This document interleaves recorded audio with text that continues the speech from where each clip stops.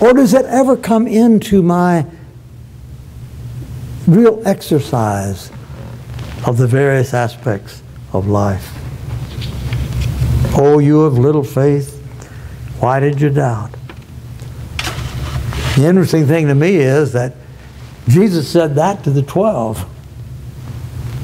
The people who had been with him all along, the people who were learning from him and spending days with him, listening to his teaching.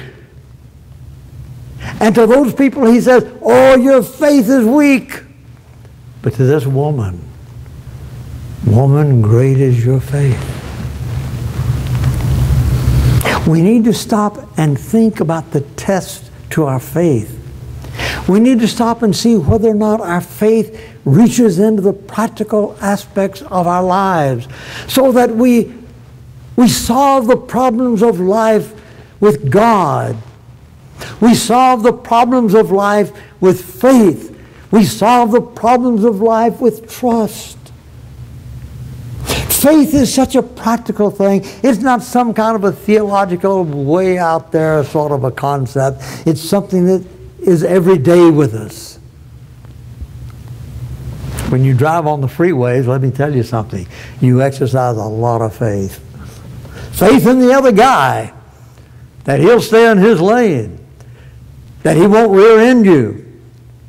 Faith in the other person, faith in the car, faith in the mechanics that fix the car, faith in your own capability of driving. We exercise faith like that in many respects.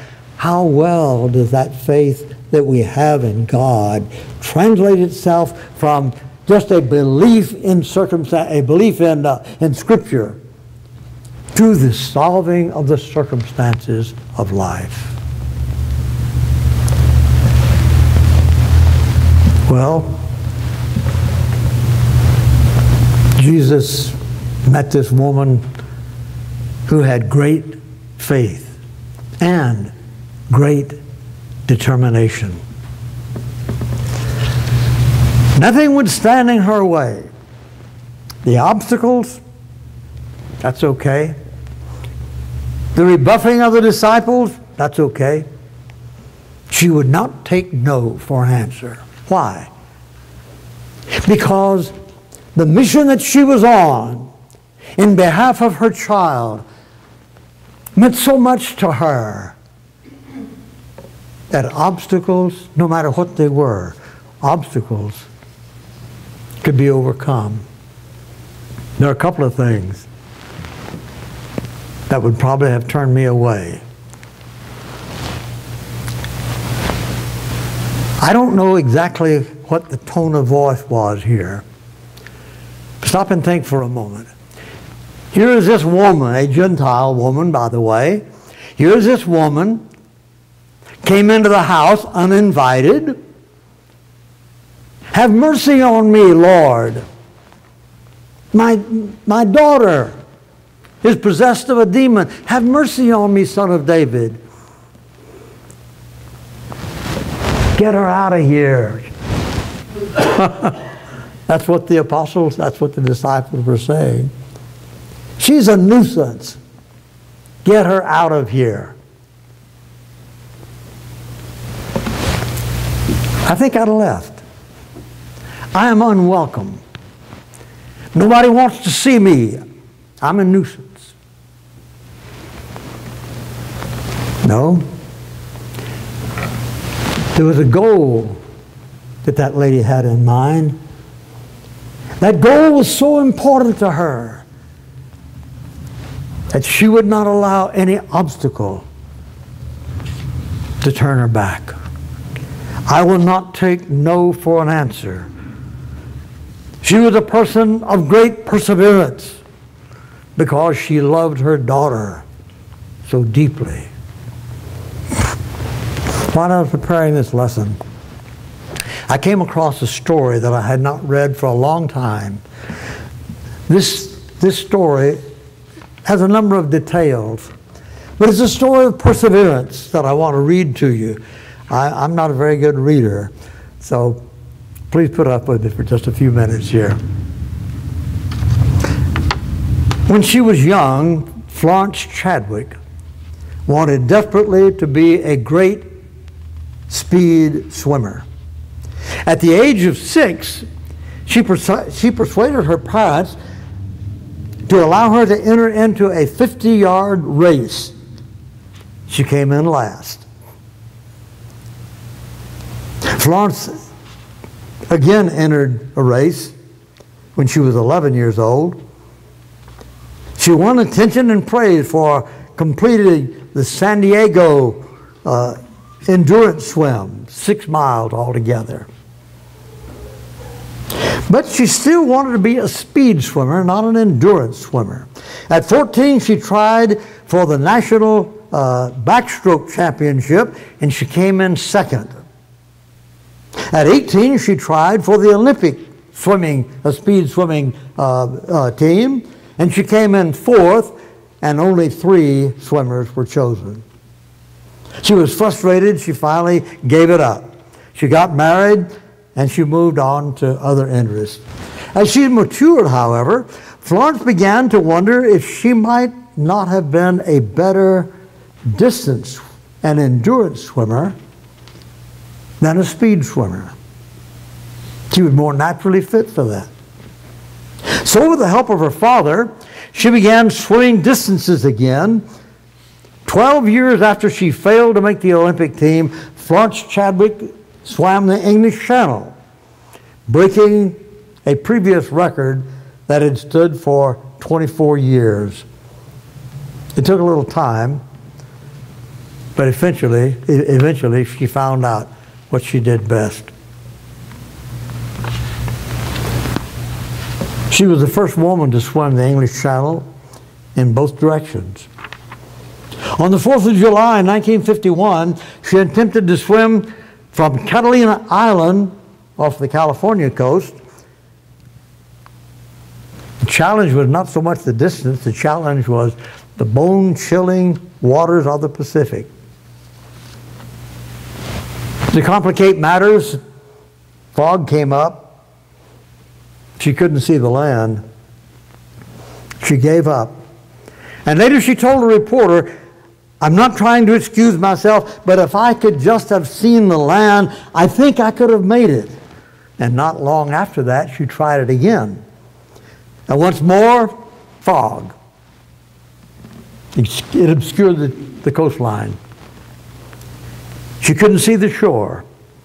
But this time, she made it all the way. Because she kept in mind what her goal was. And she knew that the land was out there somewhere. With this confidence, she bravely swam on and achieved her goal. And in fact, she broke the men's swimming record by 2 hours. That was a very interesting story for me, because that says that sometimes we become so discouraged that we set things aside and say, well, it's not worth it. I can't do it. I'm too tired. I can't see the end from the beginning, or a host of other excuses. And so we set it aside. And that basically is something that this lady did. But at the same time, she also realized that she had not met her goal. She altered things a little bit and went back. Going back sometime is more difficult than doing it in the first place.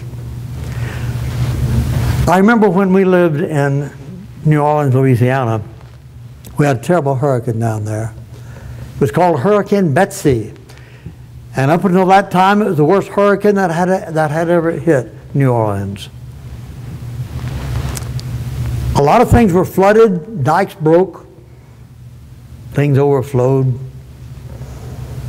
There was a good friend of mine who was a deacon at the congregation where I was preaching, Carrollton Avenue, and his house was flooded all the way up to the eaves. He came to my house and spent a few days there until the water subsided, and then he and his family and my wife and I went out to see his house. It was tragic. All full of mud. So much of what they had was destroyed.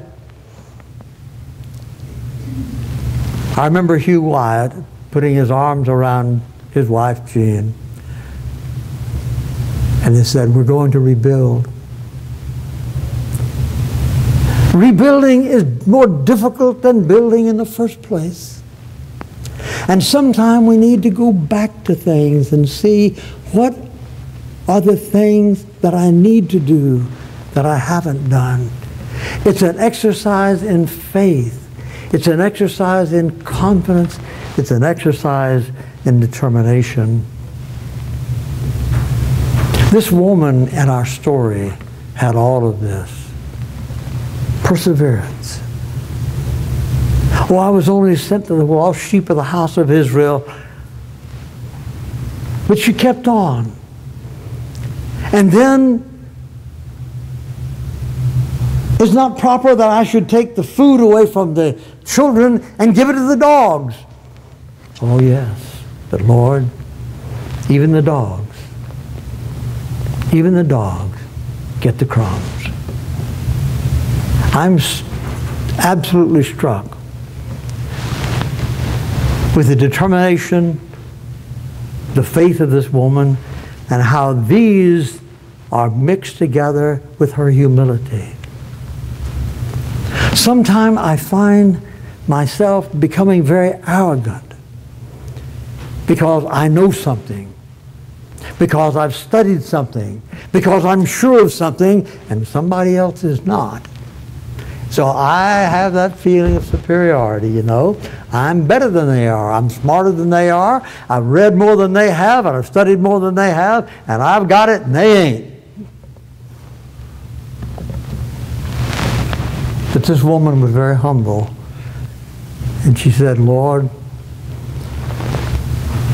even the dogs get the crumbs. Send her away, the disciples said. And Jesus said, woman, great is your faith. Great is your faith. Humility, not an admirable quality in our culture. Instead, the admirable quality is ambition. Win. Be first. If you have to step on someone else, step on them. But the idea is to win. This woman won. But let me tell you something. She won by having an attitude of the deepest possible humility. We might say, in a sense, Lord, you can call me what you want. A Gentile, a dog, unworthy, whatever you want. But I'm not going to give up, and I'm not going to be arrogant in what I say to you. I am simply pleading with you.